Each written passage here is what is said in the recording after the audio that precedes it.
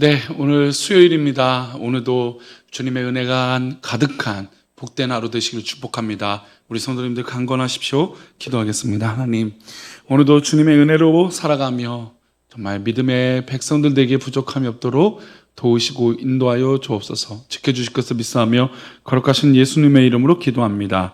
아멘. 오늘의 말씀은 고린도전서 13장입니다. 제목은 사랑의 본질적 관계라고 하는 제목으로 말씀 나누겠습니다. 함께 읽겠습니다. 내가 사람의 방언과 천사의 말을 할지라도 사랑이 없으면 소리나는 구리와 울리는 꽹과리가 되고. 아멘. 고린도 교회는 사실 현대판 한국 교회라고 할 수 있습니다.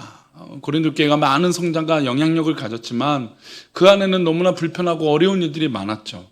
그래서 고린도전서를 처음부터 읽다 보면 당파 싸움, 분열되는 어떤 송사, 어떤 그 재물에 관련된 문제들이 계속해서 얽히고 그것을 지켜봤던 바울 사도가 고린도 전후서로 그들을 양육하고 그들에게 훈계하고 가르치는 말씀들이 나옵니다. 그럼에도 불구하고 그 말씀을 들어도, 그러니까 자기들이 좋아했고 존경하고 따르는 바울 사도, 주님의 말씀도 있지만 당연히 그 말씀 따라가지만, 그러나 어쨌든 인간적으로 가까운 바울 사도가 그렇게 말을 해도 변하지 않는, 그리고 너무나 인간적인 문제들이 나타나고, 또 엊그제 말씀처럼 이 먹는 것 때문에도 참 이게 치사한 문제들이 발생했던 교회가 바로 또 고린도 교회입니다.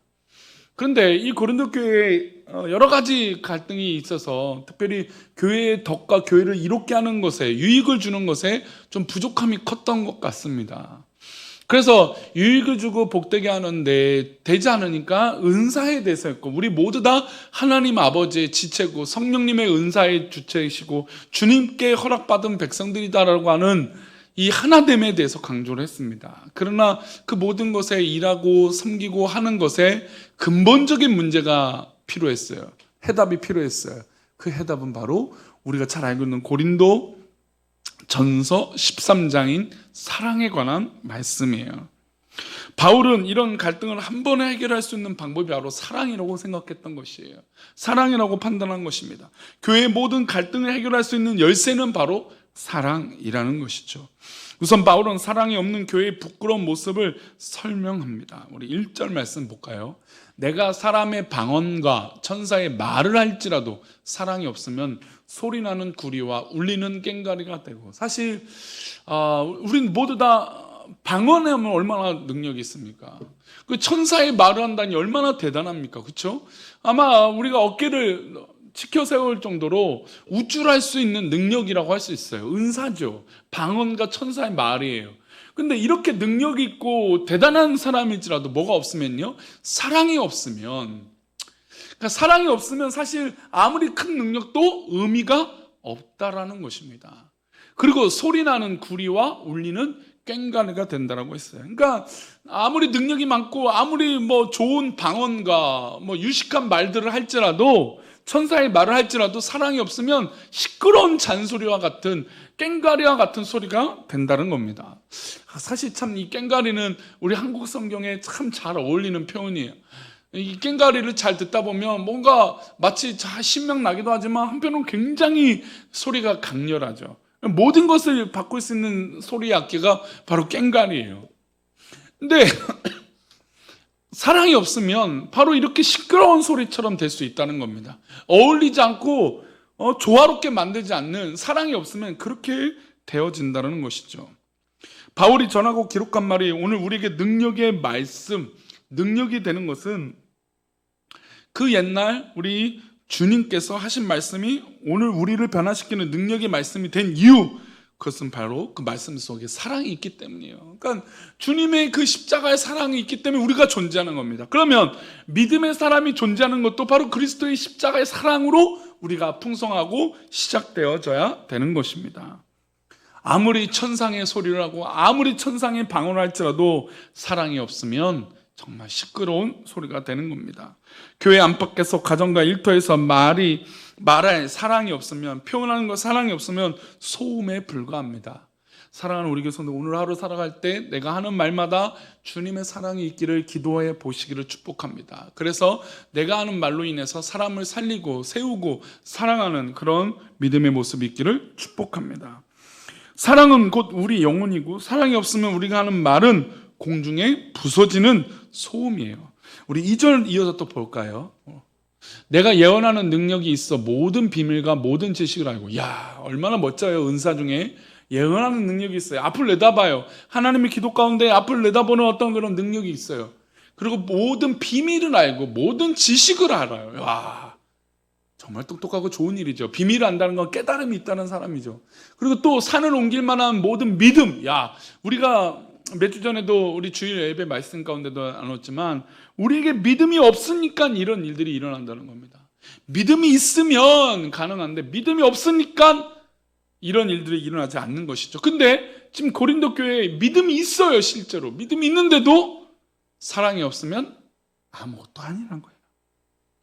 아무리 능력이 있고 아무리 대단하고 아무리 깨달은 지식자여도 그 지식에 사랑이 없고 배려가 없고 섬김이 없으면, 주님의 사랑이 없으면 아무것도 아니라는 겁니다. 하나님께서 우리에게 달란트와 은사를 주셨습니다. 근데 그 달란트와 은사를 배려하는 사랑의 기본으로 사용하지 않으면 그 모든 것은 헛된 것이라고 말씀하고 있는 것입니다. 주님의 능력이 진정 위대한 능력인 것인지, 예수님의 사랑으로 행하셨기 때문에 우리는 그것을 기억해야 됩니다. 예수님의 능력은 사랑으로 베푸셨고 사랑으로 기적을 베푸셨고, 우리도 주님의 십자가의 사랑 때문에 여기 있다는 것을 꼭 기억해야 됩니다. 우리를 긍휼히 여기시고 사랑하셨기 때문에 그 능력은 진정한 능력으로 나타나게 된 것이죠.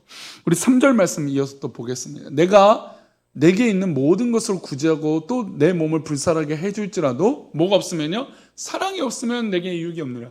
교회를 이루는데 구제하고 또 내가 있는 것을 모두 다 나눌 수 있는, 그리고 내 몸을 불사르게 내주는, 이거 어떻게 보면 사랑의 결정체잖아요. 근데 그게 진정한 사랑이 없으면 유익이 안 된다는 겁니다.